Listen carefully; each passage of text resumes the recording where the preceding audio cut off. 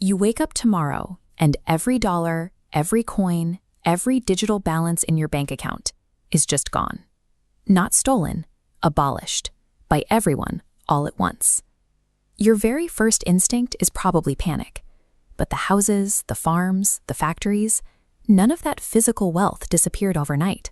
What vanished is the shared script we all agreed to follow. So what would people actually do? Would your doctors still go to the hospital?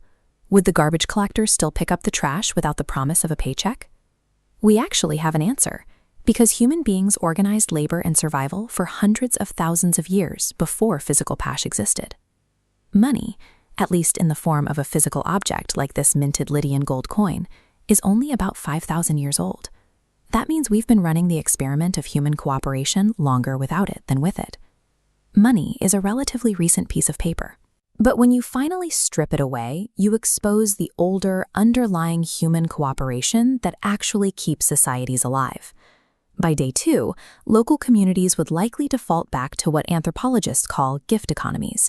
People give goods and services to their neighbors without an explicit agreement for immediate payment. The motivation here is raw survival. A farmer provides food to a local doctor, and the doctor treats the farmer's injuries. They support each other because keeping the other person alive ensures their own needs are met down the line. Early civilizations scaled this basic reciprocity up by using universally needed commodities. Instead of trading symbolic cash, workers were paid in rations of physical grain that everyone needed to eat. But direct reciprocity has a geographical limit. It works perfectly to sustain a small village where everyone knows each other. Try using it to build a highway across a continent, and the logistics collapse. Local trust can secure a neighborhood, but coordinating millions of specialized workers to build complex infrastructure requires a completely different mechanism. We know massive scale is possible without cash, and the most robust proof of concept for that is the Inca Empire. They managed a population of millions across the Andes, constructing thousands of miles of roads and vast agricultural terraces like these, all without ever inventing a market. This flowchart illustrates their tribute system. Instead of paying taxes with currency, citizens paid their taxes in physical labor. They worked on state projects for a set period, and in exchange, the central government distributed food, clothing, and resources back out to the population. This image shows a traditional quipu. Administrators used these physical data storage devices, complex systems of colored strings and knots, to calculate and track that immense flow of human labor and resources without ever assigning a monetary price. In the modern era, Soviet planners attempted something similar, trying to replace market prices with pure mathematical calculation. Tracking the exact needs of an entire industrial population proved to be exceptionally difficult. To organize a massive society without money, you have to replace the financial system with intense, rigid central administration.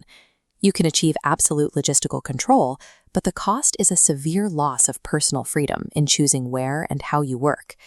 We probably wouldn't submit to a rigid imperial planning system today. Instead, a modern post-money world would likely organize through decentralized community networks. This network diagram visualizes a non-monetary system called time banking. Communities trade hours of specialized labor directly. If you spend an hour fixing a neighbor's plumbing, you earn 1 time credit, which you can then spend to have someone else tutor your child for an hour. As the diagram shows, this mutual dependence naturally solves the problem of people taking without giving.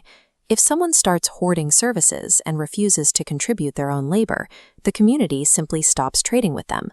They isolate themselves from the network. Localized resource sharing builds resilient, tightly knit communities. The trade-off is friction. You lose the massive, seamless global scale that modern fiat currency, government-issued money not backed by a physical commodity, provides for international supply chains. Erasing money wouldn't immediately collapse society. It would just remove the abstraction, revealing exactly what actually powers the world: human trust, shared labor, and our willingness